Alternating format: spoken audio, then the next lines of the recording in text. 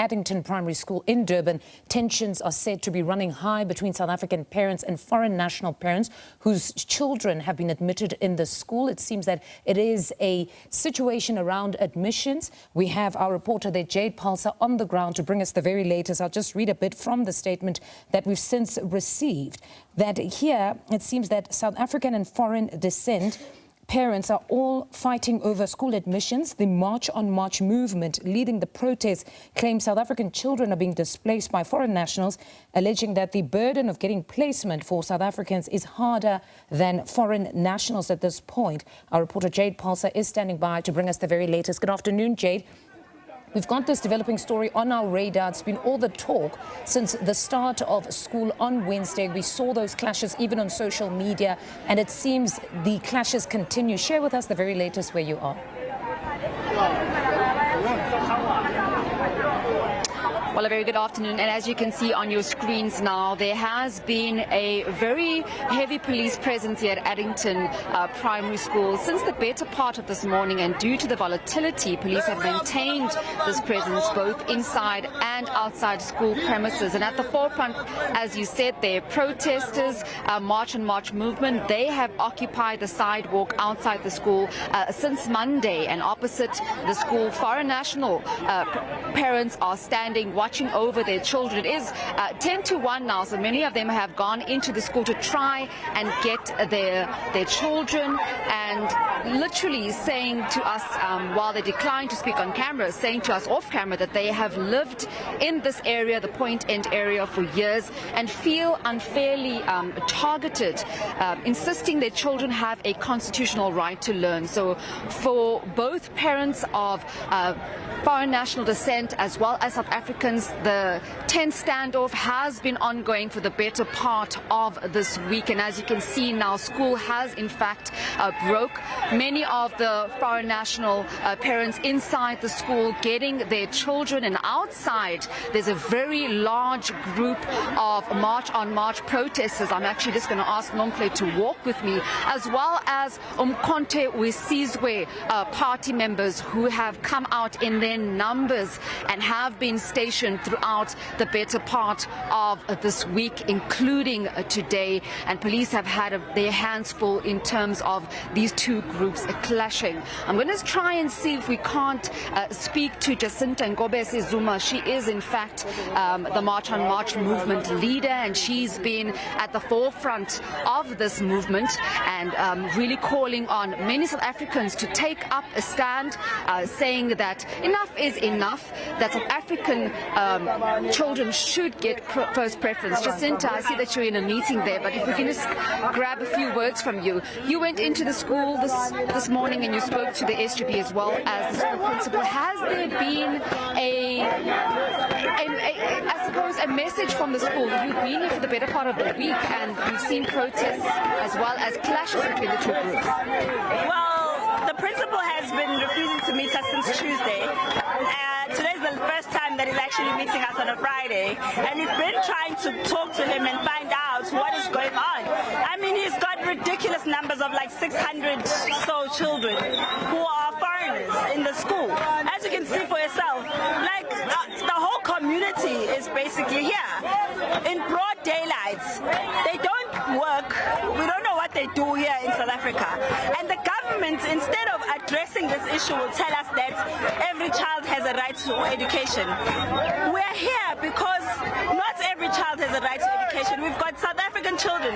The number that we got, 66 of the people that we came with are in need of a place in the school. 66. 40-something of them are people who are displaced from the floods. So those people have no place to go because obviously they've got no home. They didn't choose to be here. It's not their choice.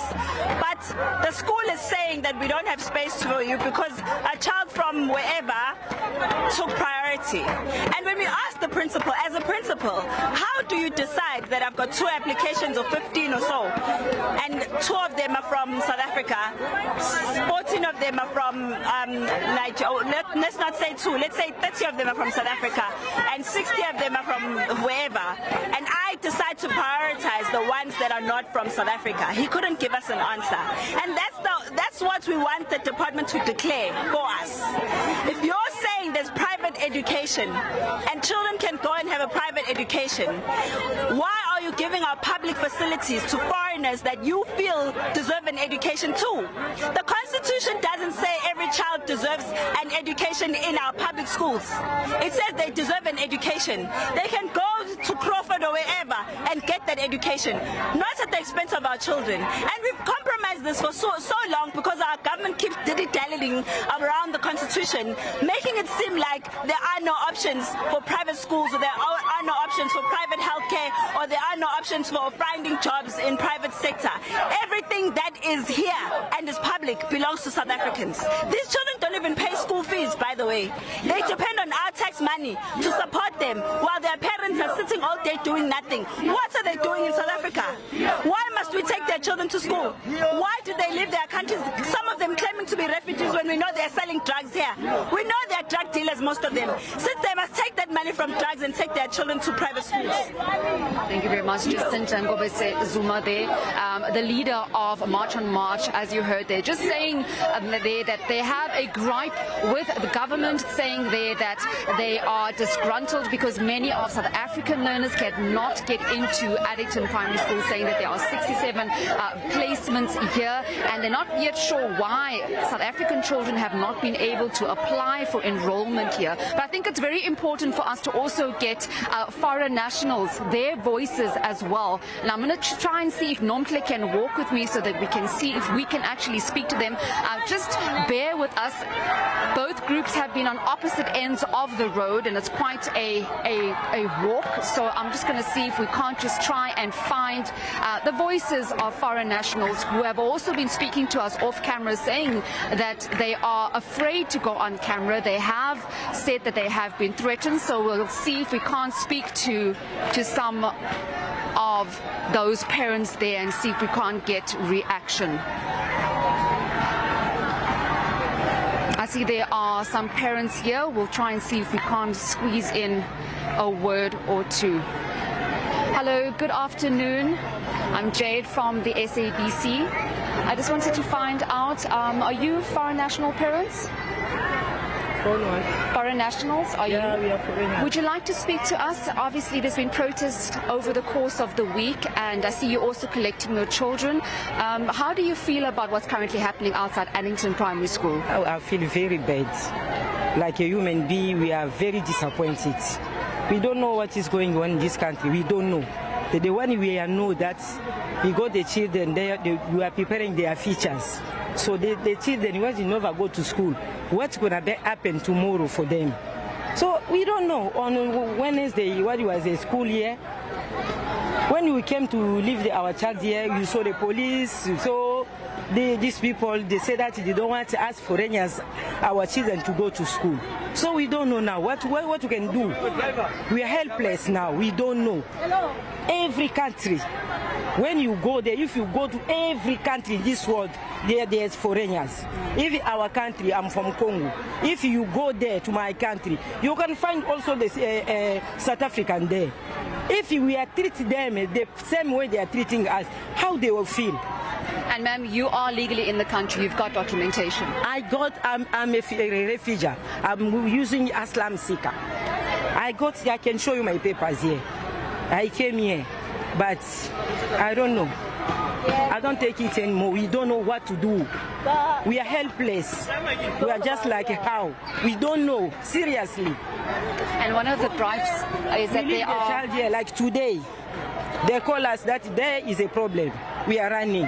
But they forget that also we are supposed to go somewhere to work, forget something for them to eat also.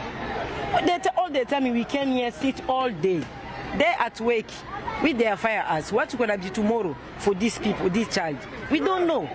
And you're paying school fees? We pay school fees. We pay. So we don't know, like African. And my problem, what I'm feeling like, I don't know. Women fight another woman. I don't know. I can't take it. I don't know. A woman fight another woman. About what? A children. Like a woman, you carrying pregnant for 9 months. And today you fighting another woman. We don't know. I would just like to also ask some of the other parents. Would you like to speak to us? With black people. My name is Nisha. I'm parent of 2 kids here from Addington School. I come to fetch the child. I leave them this morning. I pushed them this morning, but I can't go back to the house because it's not for the safety for the child. I need to be here. I need to be here because they accuse our child to be undocumented. This is bad. It's not true because the rules to register the child in the school, the first rule is supposed to be the child need to have a document. How they can accuse child that they are, I have all the documents here, other from school, other have in my bags. Thank you. Okay. I think it's very important for us to avoid children as well, so let's move away from the children. But there we've got both voices from the movement as well as from foreign national parents saying that they are paying school fees for Addington Primary School. They do have documentation. The lady that we spoke to as well. I see another gentleman has just come to fetch his son from school. If we can just not have your son in on camera, if you can just move for me, baby. You can just stand there. Please, my darling. So how are you feeling? Obviously there's been protests throughout the course of this week. I see you've come to fetch your son. We don't feel that safe. Number one, let's go to the point that people are coming to disturbing the institution where people, young kids are coming to get education. We don't feel safe looking at what's going on. We don't feel actually safe with our kids and the entire school, so we don't feel safe at all. Number one, what's happening, it is Dudula people coming to attack the foreigner children who are schooling at Addington Primary School, but it doesn't make any sense. You attacking someone who's illegal, then you can attack him. And we, Court Paper, and our children are here paying the school fees. We're paying for them. So there is no need for a civilian to come without any law to attack the children at school. So we, parents of the children, we don't feel safe at all. We have to come to rush before even the closing time of the day to see how safer our children are. So it is totally scary. Yeah. Thank you for sharing your opinion with us, sir. Thank you. I'll let you go. Thank you very much. Well, as you heard there, I think, Nomhle, let's take a walk right down to the road. As you can see on your screens, for those that are watching, police visibility in their numbers to control the crowds here. We've got controversies where members, as well as the March on March movement, who are outside Addington Primary School and really protesting, saying there that, you know, many South African children are being displaced by foreign nationals and alleging that the burden of getting placement for South Africans is harder than foreign nationals, saying that foreign nationals are not paying school fees at Addington Primary School and do not have the correct papers. But some foreign nationals' parents, as you heard there, saying that they are indeed paying school fees and they do have the legal documentation to be in the country. I think I'll leave it there and hand back to you in the studio. Thank you very much. That's SABC News reporter there, Jayed Paulse, who's out in Durban in KZN for us, specifically at Addington Primary School, the site of serious contests right now, as you can see those visuals. Parents, 66 parents, we understand, have not been given letters to place their children at the school. They're indicating or stating that for them it feels as though foreign nationals' children are being given priority over their own children because the 67 are yet to be placed. As you've seen a bit earlier on, we have their high police presence in this area, and the foreign nationals, or at least the parents who are foreign nationals, indicating that they feel quite threatened. For the longest time, at least since the start of the academic year, they've had to accompany the children, some of them saying they don't even go back home. They stay stationed outside the school there to ensure safety for their children. But most certainly a very precarious situation. We'll try and touch base with Jayed a bit later on to find out what becomes the position of the Education Department. We've seen the police presence. The Education Department becomes the final arbiter.